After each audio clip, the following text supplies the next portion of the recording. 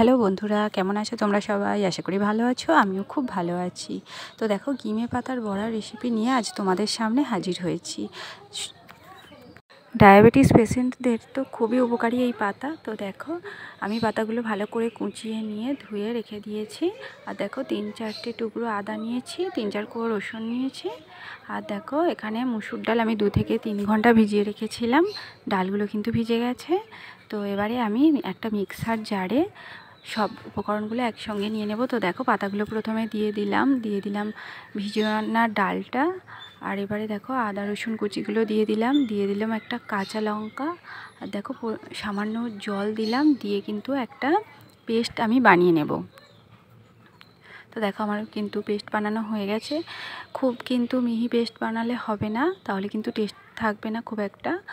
তো এই টেক্সচারে বানাবে তোমরা।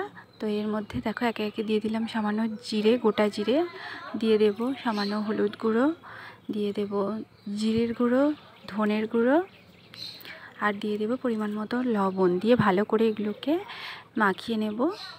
এবারে ওদিকে কড়াইতে তেল গরম করতে বসিয়ে দেব।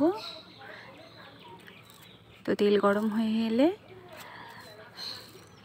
একে একে চামচের সাহায্যে আমি কিন্তু একটা একটা করে বড়ার আকারে তেলের মধ্যে ছেড়ে দেব। ভিডিওটা যদি ভালো লাগে তাহলে প্লিজ একটা লাইক করে দিও, আর চ্যানেলটা সাবস্ক্রাইব করে দিও। তো ভালো করে উল্টে পাল্টে কিন্তু ভালো করে ভেজে নেব।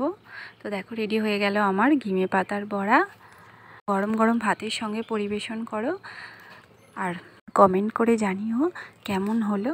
যে একবার খাবে সে কিন্তু বারবার খেতে চাইবে, এটা আমি গ্যারেন্টি দিয়ে বলতে পারি। আজ আমি চলি, আবারও আসবো নতুন কোনো একটা ভিডিও নিয়ে। ততক্ষণ